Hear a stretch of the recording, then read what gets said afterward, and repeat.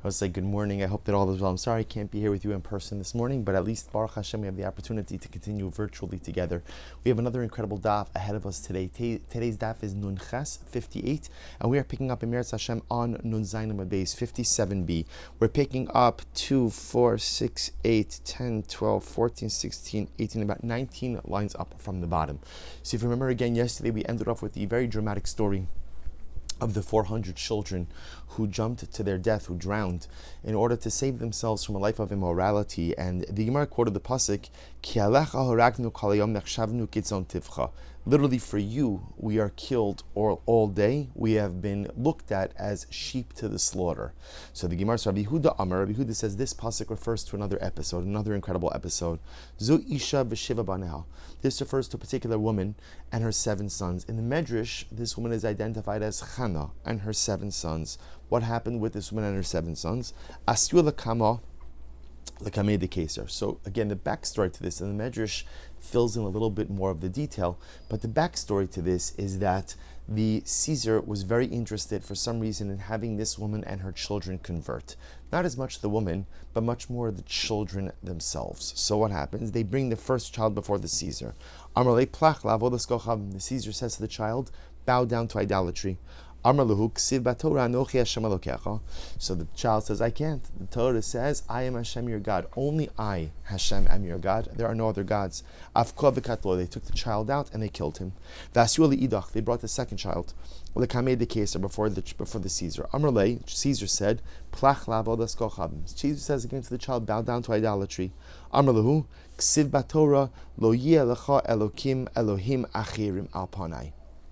Pasuk says, you shall not have any other gods in my presence.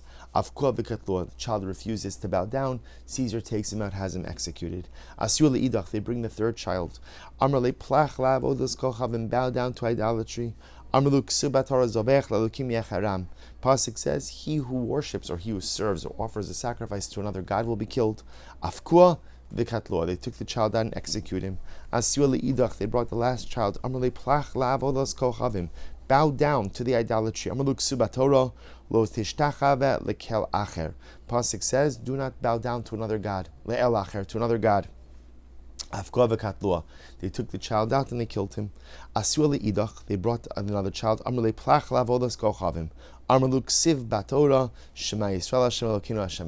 can't bow down to idolatry. It says in our Torah, hear Israel, Hashem is our God, Hashem is one. Ultimately, again, they took him out and they killed him. Ultimately, again, they brought another child. Bow down to idolatry.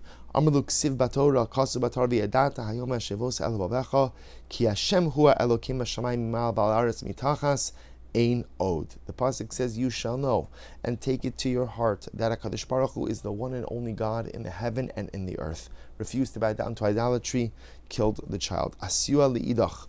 They brought another child. Now the truth is, from the story we know that this is the last child. So this woman's 6 children have all died al kiddush Hashem. Asua liidach. Amrli plach la'avodas gochavim. Caesar says again, bow down to idolatry.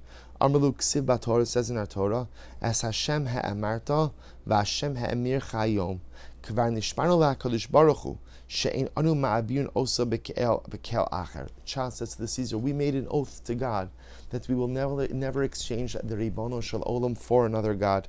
Va'af hu nishbalanu.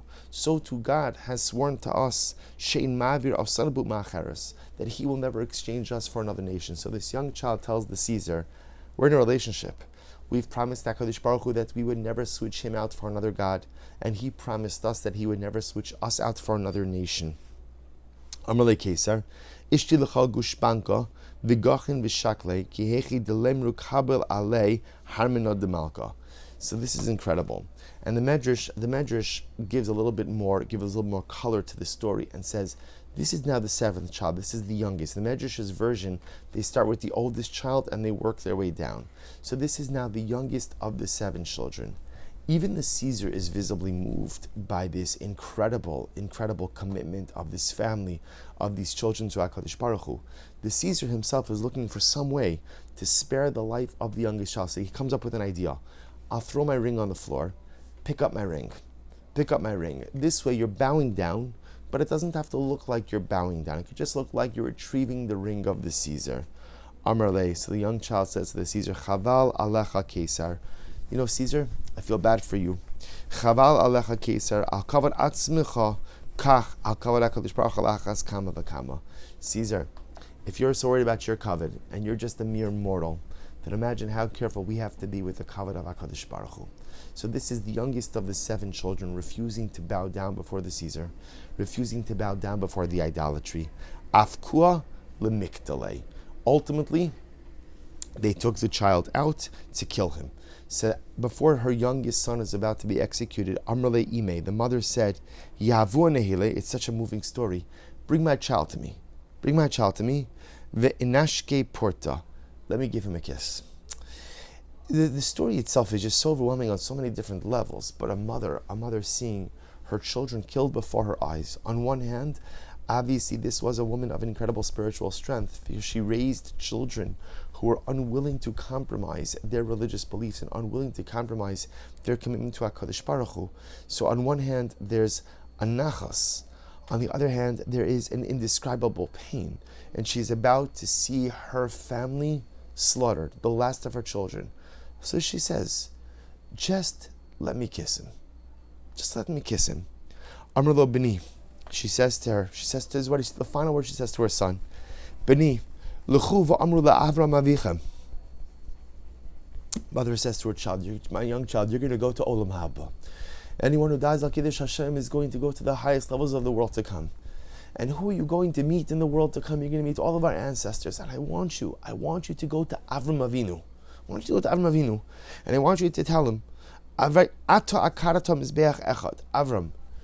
in your lifetime, you only had to erect one altar. You only had to stand ready to sacrifice one son. And not only that, but Baruch Hashem, in the last minute, Baruch Hu told you don't have to sacrifice. Va'ani akarati shiva mizbechos. Avram, this Yiddish mama, this Jewish mother, I created 7 altars. And upon each of those altars, I was willing to sacrifice one of my precious children. After that, the young boy, the little child, is taken out. He's executed by the Caesar. Afterwards, the mother went to the rooftop, fell off the roof, and died herself. Amra Baskal came out and said, Aim habanim smecha. The mother of the children is filled with joy. And of course, that's such a strange pasuk to attach to this story. But remember again, within all the heartbreak and with all the difficulty of this story, we see the resiliency of the Jewish spirit.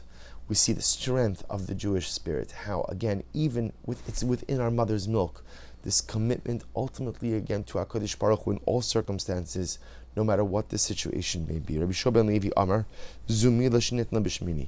What does it mean? Now, Gemara is going back on the pasuk. The pasuk that said, literally again, we're killed for you all day. So the Gemara says, what is this referred to? Rabbi Shimon Levi says, mitzvah bris milah. Because sometimes the mitzvah bris milah could also be dangerous. Chas v'shalom, sometimes a milah could go wrong. And ultimately, again, under those circumstances, a person could lose their life. Yet, despite the potential mortal danger, we still go through with the mitzvah. So Rabbi Shimon ben Lakish Shomer Elu Talmidei Chachamim Shemara Halachot Hilchos Shchita Ba'atzman. This refers to Talmidei Chachamim who demonstrate the halachos of shchita on themselves. In other words, they demonstrate how to shecht an animal by not literally showing it on themselves, but by demonstrating the way in which the cut would take place on their own neck. Damarava Komili Lichse Inshi Benafshi.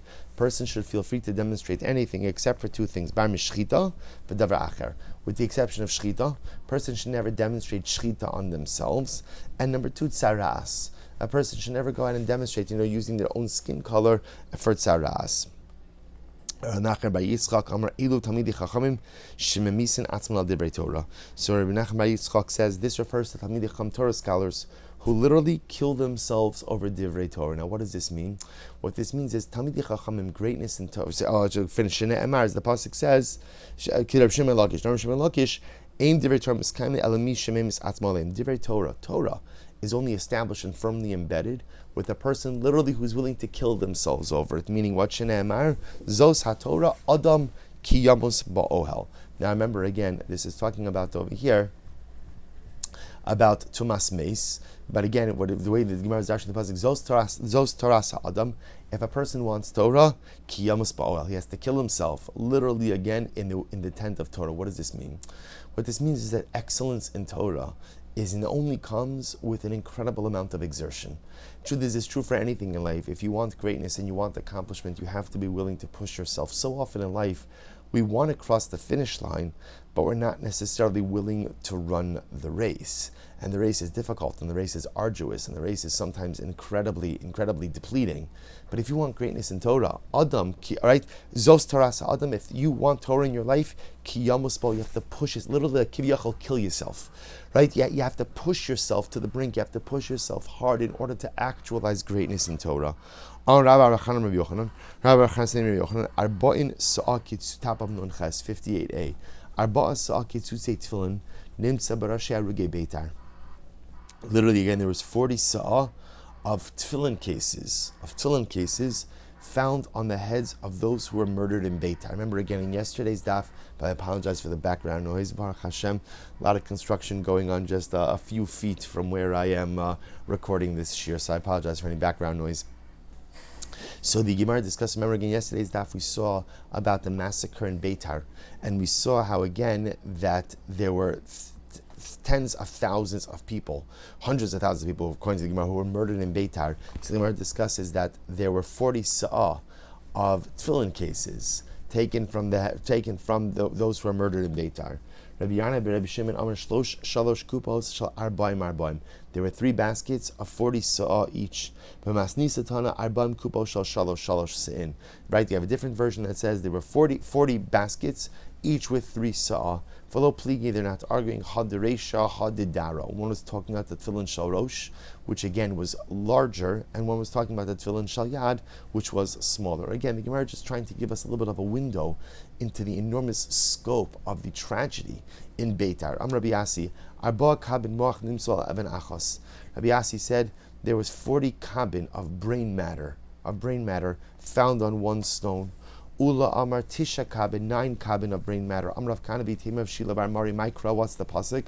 Bas Bavel Hashidura Ashri Sheshilim Lach Ashri Shiyochaz V'Nafas Es Olalayich Ela Sela. So actually, in the Kinos on Tisha B'av, we talk about this, that Nevuzaran, who we read about in yesterday's daf, who at the end of the story actually goes in and converts. Nevuzaran was known as the Rava Tabachim, he was the chief butcher. And Nevuzaran apparently took special delight in the murder of Jewish children. And in the Kinos we speak about how Nevuzaran would take the babies and crush their skulls against the rock. That's what the Gemara is describing over here. The Gemara goes right to Bnei Tzion HaYikarim HaMisulam Bifaz. So literally again, the sons of Tzion, who are precious, Misulayim Bifaz. My Misulam Bifaz, what does that phrase mean, Misulam Bifaz? If you say they were adorned, fiza could be like a jewel. There were 2 measures of fiza, this precious stone that fell to the world. One of them fell in Rome. And the rest was shared by the rest of the world. There was the remaining measure shared by the rest of the world. Ella, so we'll say, so therefore it can't be that Bnei Tzion are all adorned by faz. There was only one measure of this faz ornament for the rest of the world. Ella, rather I will say, the Jews, right? The Jewish children specifically were so beautiful, they were even more beautiful and more radiant than the faz stone. So the Gemara tells the story, Meikara, Chashive dirame havinakti bilyuna gudugushpanko, or mishamshi arsaihu.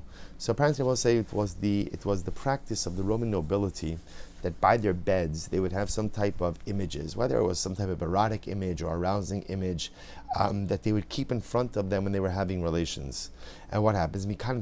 After they conquered the Jewish people and took them captive, so what would they do?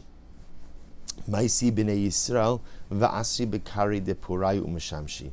They would take Jewish children who were so beautiful and tie them to the legs of the bed so that they'd be able to look at their beauty during relations. So I'll say, just like the truth is, it's not even the barbaric. It's just the overwhelming depravity of it. You know, I think one of the things that is so hard when we learn these Gemaras, and in general when we reflect on the persecution of our people, is it's not just the pshat that people hate us and they kill us. Okay, so the truth is, that I hate to say it, but it's like we accept that as a fact. But it's sometimes the depravity and the debasement that's involved. It's not just that we're killed, it's often how we're killed.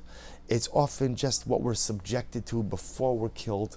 There's always been like a fundamental push to dehumanize the Jew, to debase the Jew. It started already with Paro, when Paro tries to make us into beasts of burden, and it continues with every nemesis of the Jewish people, always this desire not just to hurt us and to kill us, but to debase us. So the Gemara says, so one time 2 Jewish children were tied to the legs of the bed of the Roman nobility, and one said to his fellow, Ha hecha ksiva, is there like a scriptural allusion to this type of behavior that we're suffering through? Amrle, the other one said, yes. Gam kol chali v'gam kol maka asher lo kasa b'sefer HaTorah. So both say in the Tochacha, right? In the Tochacha. So despite the fact that the Torah goes through all of the different curses, Kadosh Baruch Hu warns us that you'll be subjected to things that aren't even written here. In other words, that unfortunately will suffer in ways that the pasuk itself doesn't even discuss. So the Gemara goes right there.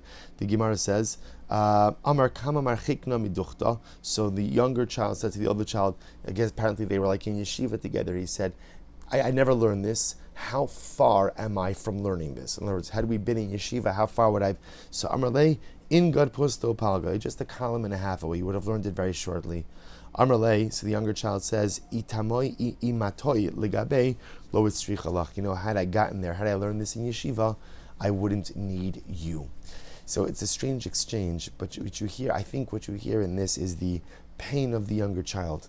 The younger child, saying that my entire life was disrupted, right? I was on a particular trajectory, and that trajectory would have led me to learning Torah, would have led me to spiritual accomplishment, but alas, that is no more. Had life gone on, I would have known this without you. He's not shtaching the other guy, but he's lamenting. He's lamenting, and the truth is, these are painful gemaras, because that's also the other piece, which is, with all the persecution, is the upending of normal life.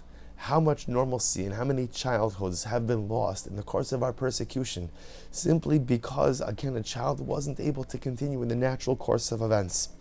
It's incredible. I'm going to read the What's the meaning of the pasuk? Eine ololo lenafshi mikol benos iri. What does this mean? Again, literally, my eyes are pained by what my soul has been from all of the daughters of my city. Arba meos bate knesios hayu bekrach Betar. Back to Betar. There were 400 shuls in the city of Betar. Ubechol achas v'achas hayu ba arba meos malam detinokos. And in each of them were 400 teachers of children. And each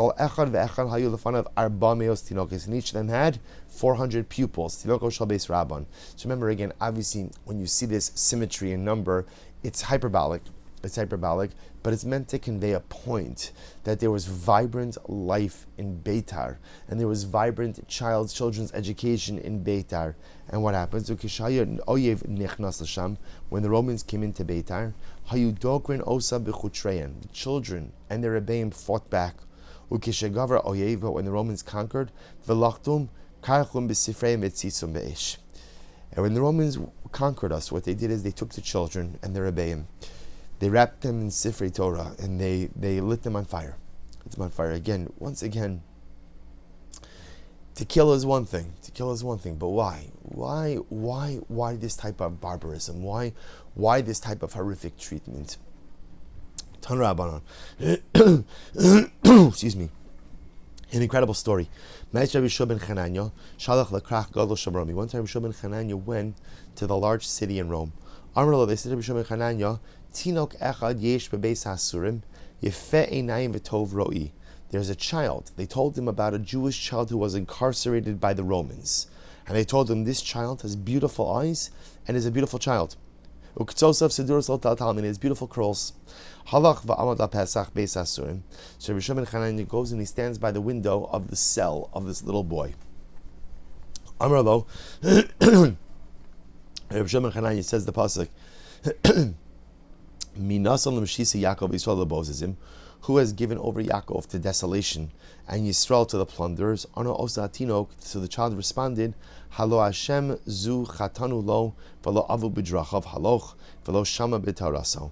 And the child responded, it's because we did not follow in the ways of Hashem. The rest of the pasuk, right? The child goes ahead and responds. Ultimately, again, the reason we're here, the accusatory finger is not to be wagged at HaKadosh Baruch Hu, to be pointed at Hashem. The accusatory finger is to be pointed at ourselves. We brought this on. So Amar Rabbi Shub ben Chanani hears this and he says, Muftachani zu bo shemora hara b'Yisrael. I know that this young boy is going to become something incredibly important, a posek for Klal Yisrael. I'm not leaving here until I redeem him for whatever amount of money they demand. Amru, they said, ultimately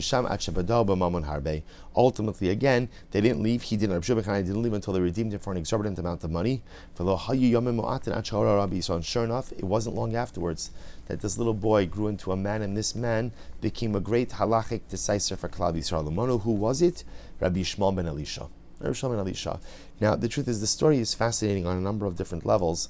Number one, just working backwards, we learned in the Mishnah, that we don't redeem captives for more than their value, more than their worth. Yet here we see that he redeemed this young boy for an incredible amount of money. So remember again, one of the exceptions rule that we mentioned is someone who Klal Yisrael needs ultimately can be redeemed even above his value. That's why Rabbi Shmuel Silber says, I am confident that this young boy is going to develop into a great halachic decisor and Torah leader for the Jewish people. That's why he's able to redeem him even for a greater amount of money. It is also interesting that the Gemara introduces us to the fact that the child had beautiful eyes. In general, eyes, whenever you see a beautiful eyes, like it starts with Leah, Eine Leah Rakos, right? So everybody's used to Rashi's pshat. What does it mean that Eine Leah Rakos?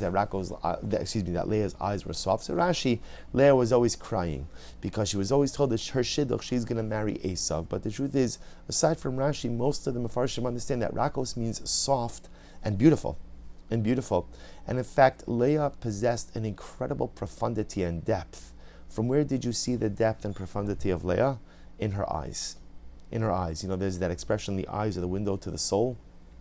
I think that phrase ultimately emanates from Leah. David HaMelech, when he's described also as Yefeh Einayim, beautiful eyes. Beautiful eyes often represent a depth to the person. So Rabbi Shmuel ben Chananya hears that this little boy has beautiful eyes. He says he must have depth. And sure enough, how did that depth manifest itself? When we find ourselves in difficult or compromised situations, often the reflexive reaction is either to blame someone else or to blame HaKadosh Baruch Hu. And yet this little boy, at such a young and tender age, despite clearly having suffered so much, didn't assign blame, but rather took ownership. This is on us. And Rabbi Shimon Chananya says, such a young child who takes ownership over the circumstances in life at such a young age, this child is going to become something great in this world. So the Gemara goes on, it's actually not finished. Amarav, Maise bibno bidosh Rabbi Shmuel ben Elisha.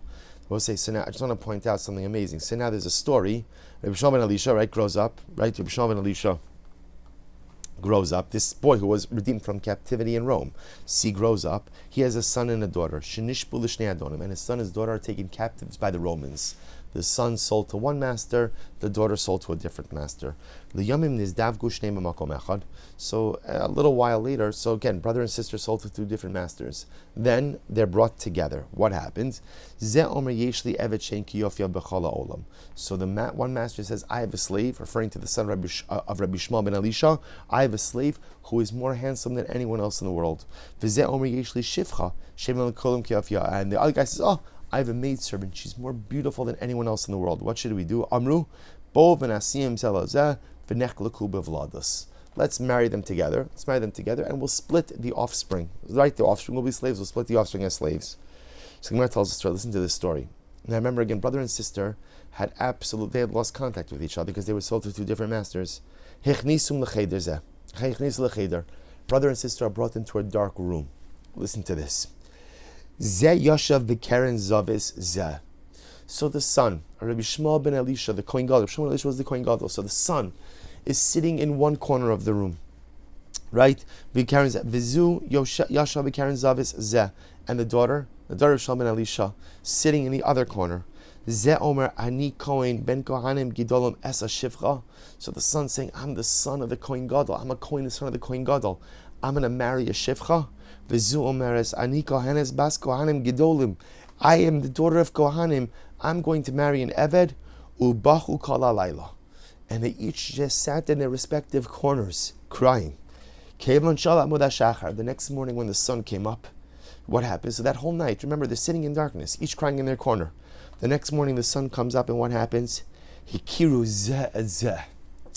They recognized each other. They realized the whole night I was sitting opposite my brother, sitting opposite my sister. They fell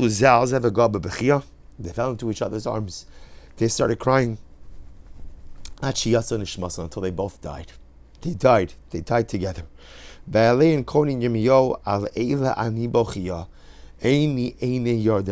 about this episode, Yirmiyahu Hanavi cried, and he said, "For these I cry, my eyes, they give forth water." So it's such just an overwhelming story. But I want to point out the overwhelmingness of it. Rabbi Shmuel ben Elisha himself was a child sold into captivity. Right? He's redeemed Rabbi Shmuel ben Chananya. He grows up, and now he has children, and his own children are taken into captivity. But unlike Rabbi Shmuel ben Elisha was redeemed from captivity, Rabbi Shmuel ben Elisha's son and daughter died in captivity. I guess at least the little bit of the nechama is that they died together. Right? They didn't have to die alone. They didn't have to die by themselves. Right? They had the ability ultimately again to be locked in an embrace of familial love and leave the world in this way. So just to understand the enormity of this, it's multi-generational trauma. Right? There's a concept, multi-generational trauma, where the father was taken captive and redeemed, right? Ultimate father's redeemed. Children taken captive and not redeemed, die in captivity. This is the pain, this is the collective pain of Klal Yisrael. Reish Lakish said, there was a story of a particular woman, and her name was Tzafnas Bas Peniel. The Gemara says, Tzafnas, Shah called Tzafim B'Yafina, she was called Tzafnas because she was beautiful. And everyone used to gaze at her beauty. Bas Peniel, why was she called Bas Peniel? Bas Pito Shal Kohen Gadol Shashim Yishlefnei Avdim. She was the daughter of the Kohen Gadol who used to serve in the Kodesh HaKodashim. So Peniel is a play on words like Lifnim, on the inside. She was the daughter of the Kohen Gadol who used to serve in the Kodesh HaKodashim, the Holy of Holies. So what happened? Shinis Alabal Shavai Kala Laila. She was taken captive, and her captor abused her, raped her the entire night. Lemachar, the next morning, Hilbisha Shiva Chalukim, he put on her 7 robes. Bautzia Lemochra, and he took her out to be sold like a piece of property in the marketplace. Ba Adam Echa Chayim Chuar. There was a particularly disgusting man who approached her in the marketplace and said to the master, Amar Lo, Harani Es Yofya, show me her beauty. He wanted to see her unclothed. This guy was thinking about buying her, but he wanted to first see her unclothed. Amar Lo Reika. So the master, listen to this, the master is like offended at this, right? This master who took this Jewish girl captive and abused her for an entire night is now offended that someone else wanted to see her unclothed. Listen, if you want to buy her, but I'm not undressing her. If you want to buy her, but I'm telling you, there is no one who has beauty like her in the entire world. Amar Lo Afa Pikein. The guy says, okay, it's not that I don't trust you, but I want to see her unclothed. If Shita Shisha Chalukim, right, what happens? So she, remember again, she was wearing 7 robes. So the master took off of her 6 of those robes. 6 of those robes. So now this girl, Tzafnas Bas Peniel, is standing there in one little small, like undergarment, so to speak. So what does she do? Ushri Karasa, she tore off the 7th garment, Vinis Palsha Ba'afar, and she rolls around in the dirt. Amar the Fan of Ribono Shel Olam, Emalino Lo Chasta, Al Kedushas Shimcha HaGibar Lama Lo Sachos. And this girl's so heartbroken, she realizes her life is over. She says, Kadosh Baruch Hu, if you don't care about us, don't you care about your own image? Because when the world tramples upon us effectively, they're trampling upon you as well. And if you're not going to have compassion upon us, don't you want to have compassion upon your own divine identity? And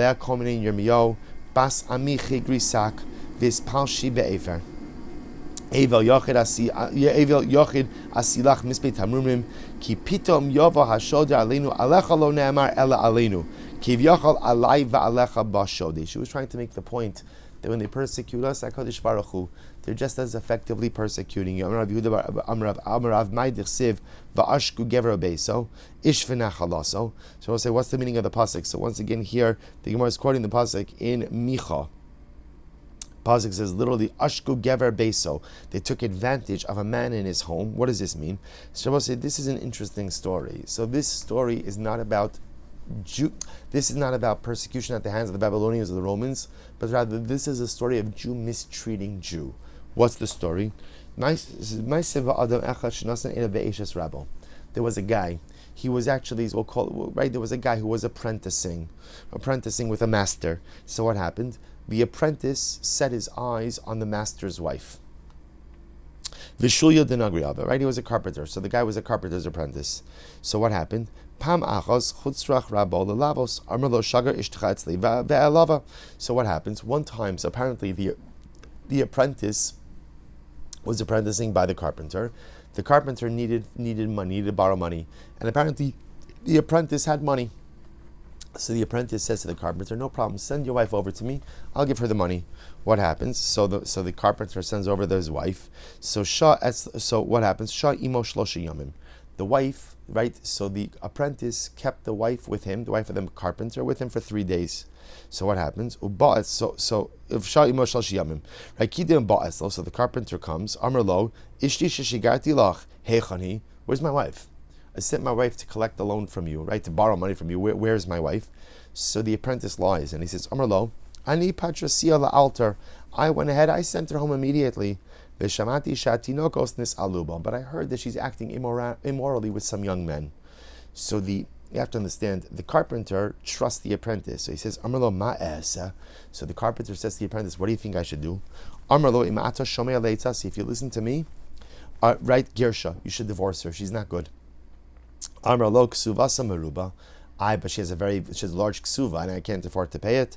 To which the apprentice says, don't worry. Ani alava lacha. Ani alava. V'tein lo ksuvasa. I'll lend you the money. And that way you compare the ksuva. Amad zevi girsha. So sure enough, what did he do? The carpenter borrowed the money. He divorced his wife, paid her out the ksuva, and what happens? Halachu v'nasa. The apprentice married the carpenter's ex-wife. Vinasa, Kevan Shigiz Mano, Valohayla the parson. Now what happened? Now remember again, the carpenter had borrowed money. The loan comes due. The carpenter doesn't have money to pay the apprentice. So the apprentice says, no problem, you'll butler for me. You'll be my butler, you'll work in my house, you'll pay off the debt like that. So can you imagine the scene?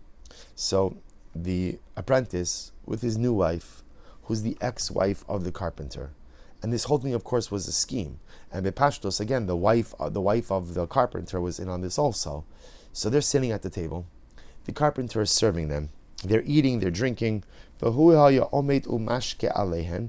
he was sitting there, right, taking care of them. And he was crying. And his tears fell into their cups of wine. It was in this moment that the decree for destruction was sealed against Klal Yisrael. Others say it was because of the act of adultery. 2 wicks in one candle is a metaphor for adultery, for the adultery that occurred. This was the event that sealed the fate of the Jewish people. So what's the pshat? So remember again, this is the end. This is the end of the Gemaras, ultimately about the destruction of the Beis Hamikdash, the destruction of Yerushalayim. So if you notice again, the narrative begins with the story of Kamsa bar Kamsa, and it ends with the apprentice and the carpenter's wife. That's how it ends. And what's the common denominator between those two stories? That it's Jew mistreating Jew. And the most heartbreaking reality of our destruction, of the destruction of the Beis Hamikdash, the destruction of Yerushalayim, and the 2,000 plus years of exile that we are currently still enduring, it's not because of anything that anyone else did to us. It's because of what we are doing to each other. And I say doing because I don't know that we fully learned this lesson yet. And again, leaving aside all of the political, truths or interests of let's say judicial overhaul, in Eretz Yisrael. But isn't it heartbreaking? Isn't it heartbreaking to see Jew against Jew? Again, whatever the right thing to do or wrong thing to do, right? Whether the overall process is good, it's not good. But one thing is clear, which is the animosity, and dare I say, it feels almost like bordering on hatred of Jew against Jew is overwhelming. When you see the scenes in the news of the police firing water cannons on protesters. Now again, the protests obviously are very disruptive and maybe they have to be dealt with in that way. I don't know. I'm not commenting on police practices and I'm not commenting on, like I said, like judicial overhaul. But it's heartbreaking to see the scenes, no? It hurts. It hurts. Because when you distill down to the core level, right, it's Jew against Jew. Not to say that the issues are not legitimate issues, and the issue, I can't say enough, because often we get caught up. I'm sidestepping the issues in just a second, and just looking about what's unfolding in the behaviors. And is it not heartbreaking? Is it not heartbreaking? Ultimately, again, when we see Jew against Jew, and especially when we see it unfolding during these times. The Churban begins with Bar Kamsa, and ultimately, again, ends with the carpenter and the apprentice. You know what? Yeah, so the whole middle is Babylonians and Romans and this and the Vuzaran. But that's not who put us here. That's not who put us here. We put us here. It's the age-old story of our people. The inability to fully get along. Now again, of course, is there beautiful Achdus in Klal Yisrael? Of course. And is there beautiful Chesed in Klal Yisrael? Of course. But are we where we need to be as a people? Absolutely not. Because if we were, Mashiach would be here. If we were, the Beis Hamikdash would be rebuilt. If we were, I wouldn't be recording this from an office in Baltimore where we'd all be in Eretz Yisrael together. There's a lot of work to do. But it's important to understand that the work we have to do is not really with the nations of the world. The work we have to do is within our own ranks. And if each of us takes it upon ourselves just to be a little bit better in our relationships, just to try a little bit harder to foster and to ultimately, again, create the bonds of shalom, if each of us make the conscious decision to avoid machlokes just when it's not absolutely necessary, imagine how different Klal Yisrael would be. Should be Zochem, Yirtz Hashem, as we close out this sugya, to really work on our avas chinam, to work on our love for one another, to work on our bolstering our relationships, to avoid machlokes to whatever degree possible. And halavai natzchus Yirtz Hashem will be zocher to the Bayis Shishi to Mashiach Mihir Rabbi Yameinu. Amen. Let's go weiter. Now the Gemara says as follows: Lakach minas sikrikon. So remember, if you again remember the Mishnah talks about sikrikon, which are the Gentiles who are forcibly seizing property from a Jew. Now remember, it seems to be by the Sikrikun, what they were doing is they were paying, but often they were paying below market. So what did the Mishnah say? If you bought, right, so let's say again the Sikrikun took it from Ruvain, and now I come along and I buy it from the Sikrikun, and then afterwards again I go ahead and buy it from the Jew, right? So that's not a valid sale. Why? Because there's a concern that the Jew is not really agreeing to the sale. He just doesn't want to start up with the Sikrikun. So the Gemara says, Amarav lo shana ella da amar lo Lech chazek v'kani. That's only true if Ruvain says to me, fine, go and acquire it. Aval b'shtar kana.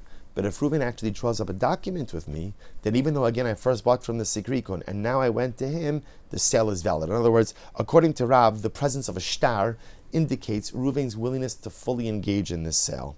Shmuel says, af b'shtar nami lo kana. No, even with a shtar, ultimately again it's not going to be enough.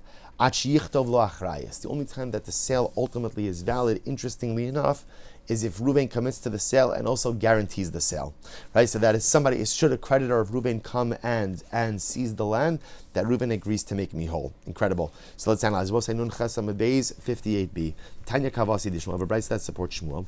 Rabbi Shimon Elazar Omer Lakach Mina Isha B'Chazar Lakach Mina Ish Mekrokayim. Remember again, we learned same idea that if let's say you have property pledged to a ksuva and you purchase the property from the husband and then you purchase it from the wife, Mekrokayim, the sale works. However, Minaish, that's because you bought from the woman first. Minaish v'chaz v'lakach minaisha, if you bought it first from the husband and then only afterwards went to the wife, then ultimately mekcha batal. What's the logic? Why is it batal? There's a concern that the only reason the wife agrees to it is because she doesn't want to start up with her husband. Until ultimately, again, unless of course he purchases it from the husband, goes to the wife, and the wife agrees to guarantee the sale. So the fact that she agrees to guarantee it, ultimately, again, that indicates that she's fully bought in. So this supports Shmuel. It's a refutation of Rav. Rav will say to you, "My achrayis." What does achrayis mean? Shtar. Achrayis doesn't have to mean a guarantee. Achrayis can mean a shtar. Okay, so fundamental machlokes in Rav and Shmuel. So again, here's what we know. The ideal is if you're purchasing property from a sikrikun, so the Gemara says the ideal is first go to the Jewish owner, purchase it from him, and then go to the sikrikun. If you do that, then the sale is a valid sale. The Mishnah said, if you purchase it first from the sikrikon and then from the Jew, it's not a valid sale. Out of concern, the Jew is not really committing to the sale. He just doesn't want to start with a sikrikon. Rav and Shmuel say there's an exception. What's the exception? If you purchase them sikrikon and then go to the Jew, so according to Rav, if the Jew draws up a shtar, that indicates that the Jew is willingly selling to you. Right? According to Shmuel, shtar is not enough. It's got to be achrayis, a guarantee as well. Okay, so fundamental machlokes. Says interesting case.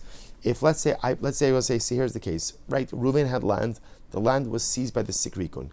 I then purchase the property from the sikrikun and I use it for 3 years. I enjoy it for 3 years, right? In the presence of Reuven.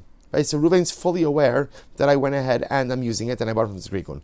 The chazru machal achar, then I decide, I take the property, I sell it to Shimon. Reuven has no claim against Shimon. Okay, says the Gemara, Hechidami, what case are you talking about over here? Ida katayn va'amra minach zabna. So ultimately, again, if at the end of the day, right, ultimately, again, he's making a taina and he's saying, I bought it from you. Look at Rashi. So again, so if Shimon is saying that Allah Chalamaisa, listen, I bought it fair and square from Shimon. There's one more piece in this. So remember again, the final version of the Mishnah said that when after purchasing from a sikrikon, right, the lashon of the Mishnah here. Let me read it to you. The lashon of the Mishnah was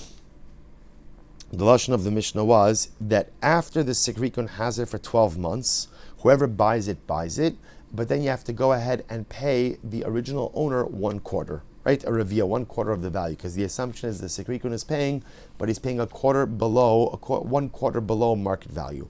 So we'll say, so now in this case over here, Reuven owned the land, taken from sikrikun, I buy it from sikrikun, use it uncontested in the presence of Reuven for 3 years, I then sell it to Shimon, right? So Reuven has no tainus on Shimon. So we'll say, so what's the case? If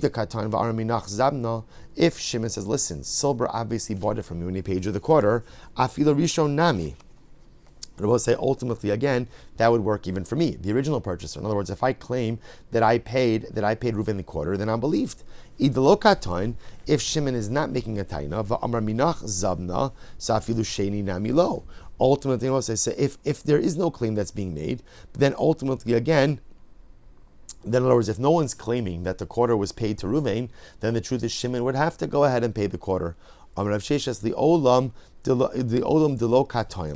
In reality, again, he's not making a claim that the quarter was paid. Shabbos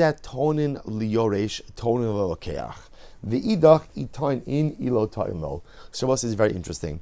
In reality, again, there's no claim that's being made. So the halacha is saying is as follows: when Shimon purchases it from me, after I've used it for 3 years, after purchasing it from the sikrikun, I used it 3 years in the presence of Reuven, and Reuven never said anything. Now I sell it to Shimon. Shabbos says, so now if Reuven comes at Shimon and says, hey, that's my property, or you owe me the quarter, Beis Din says no. Shimon doesn't owe you anything. Beis Din essentially advocates on behalf of Shimon because we assume in a case like this, ultimately, again, the 1/4 has already been paid. Now that's unique by Shimon, right? Because Shimon is the purchaser from me. But when it comes to me, right, again, so if Reuven comes at me and says he didn't pay me the quarter, if I can prove that I paid him the quarter, great. But if I can't prove that I paid him the quarter, then Einachinami, I would be chayiv to reimburse him. Or not reimburse him, to pay him that quarter. Incredible. Tan Rabbanan, both sides analyze. Haba machmas chovu machmas an paros. So both say, listen to this. If a person comes, both say in this case over here, what's happening is Reuven has land, and now Oved Kochavim, and now Jew comes and seizes that land. Now, Machmas Chov means that ultimately, again, Reuven owed the Akum money. So now the Akum is seizing land in payment of the debt. So, or Anparos, Rabbi say, Anparos is good old-fashioned theft.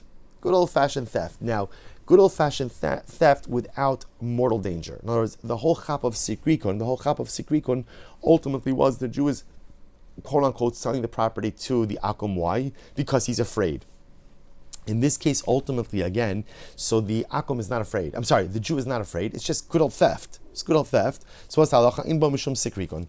Ultimately, again, the halacha of sikrikon does not apply in this case. Now, we'll say, now remember, what's the bottom line halacha of sikrikon?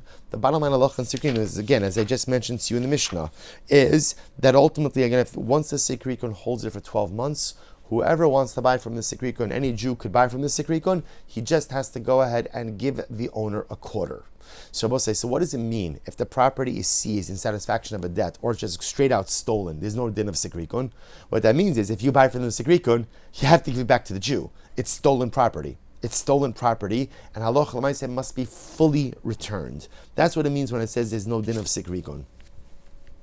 So the Gemara says, "Anparos atzmo tzricha shetisha 12 chodesh," and Anparos itself has to be that in the case of theft, it has to be that it remains with the akum for 12 months. But 1 second, but 12 months is the din of sikrikon. You just told me before that when it's just straight out theft, halacha l'maisa, it just has to be returned. Hachi kamar sikrikon atzma tzricha shetisha yud beis chodesh. Sikrikon itself requires that it remains 12 months in the possession of the akum. In other words, the way the halacha, again, I should just keep my place in the Mishnah, but the way the halacha is formulated by sikrikon is as follows: that if the sikrikon takes the property from Reuven, remember when we say takes, he's paying him, but paying him under market. The sikrikon, once the sikrikon holds it for 12 months, then halacha l'maisa, the new Jewish purchaser could keep it. He just has to pay the quarter, ultimately again to the original Jewish owner. That halacha applies if the sikrikon held onto it for 12 months. Good. Rav Yosef naktinor ein anparos bebavel. So also we have this idea that there's no such thing as an anparos. There's no such thing as property theft in Bavel. Really? V'halka chazina diika. But yeah, we see property theft in Bavel. Elaima ein din anparos bebavel. There is no din of anparos in Bavel. I will say, what does that mean? There is no din of anparos in Bavel. There is no din. So Rashi says over here, "Ein anparos bebavel mashma in din anparos lafsudi lelokeach." I will say what that means is very. So let me take a step back. There's essentially two different cases over here. There's sikrikon. What's sikrikon? Sikrikon essentially is a forced sale. The akum comes, says to the Jew, "Sell me your property, I'm going to kill you." The Jew sells. The whole problem with this sikrikon sale is, did the Jew really commit himself to the sale or not? So the bottom line halacha for sikrikon is essentially, once the property remained with the sikrikon for 12 months, we look at that as that the Jew consented to the sale, original Jew consented to the sale, another Jew could come and buy from the sikrikon, he just has to go ahead and give a quarter, ultimately again to the original Jewish owner. Fine. Now we'll say there's another case. The other case is theft. Just regular theft. An akum comes and steals property from a Jew. What's the halacha? It's not sikrikon. The halacha is, if another Jew then buys that from the akum thief, you have to return that to the first Jew. You have to return it to the owner. That's what it means. That means ein anparos. Ultimately, again, you just have to go ahead and, I'm sorry, actually that means in sikrikon. You just have to give it back. That's just stolen property. There was no mortal danger. So therefore, again, you have to just give it back. Okay, so now Rav Yosef comes along and says the din of anparos doesn't apply in Bavel, which sounds like what it means is that if an akum steals property from a Jew, another Jew, akum steals property from Reuven, I buy the property from Reuven, from akum, I don't have to give it back to Reuven. So the Gemara says, why? My time, this is actually fascinating. Kevan diika beidar velo azil kabil v'lo azil kabil, ema achuli achil. So Rabbi say this is very interesting. The Gemara says essentially that halacha l'maisa, since there are beidar means like courts, since there are courts in Bavel, if land is stolen from you, what we expect you to do is go to court and lodge your claim. If land is stolen from you and you don't go to court to lodge your claim, the way we look at that is you've forgiven your rights on the property. Achuli machal, right? Achuli achil. You've given up your rights ultimately again on the property. So therefore, Rabbi say that's what it means when it says. So therefore, something very interesting over here. So when we say einan porus bebavel, what does that mean?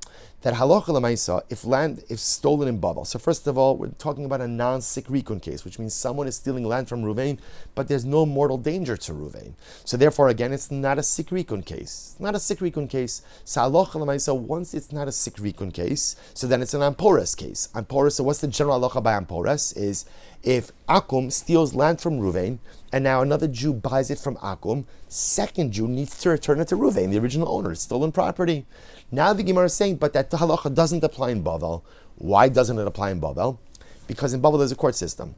So if property is stolen from you, the standard operating procedure is you go to the Beis Din, you lodge your complaint in the Beis Din, and if you don't do that, what that indicates is essentially you've had yeyush, you've given up rights ultimately over the property, and therefore a subsequent Jewish purchaser would be permitted to go and hold on to the property. All right, to both say, shkoyach. We'll have to stop here for today. What an incredible and overwhelming Gemara. Tremendous hashkoch to everyone. Look forward to I'll be out of town for a couple of days, but Amir Hashem, look forward to seeing everyone upon my return, and wishing everyone a wonderful day.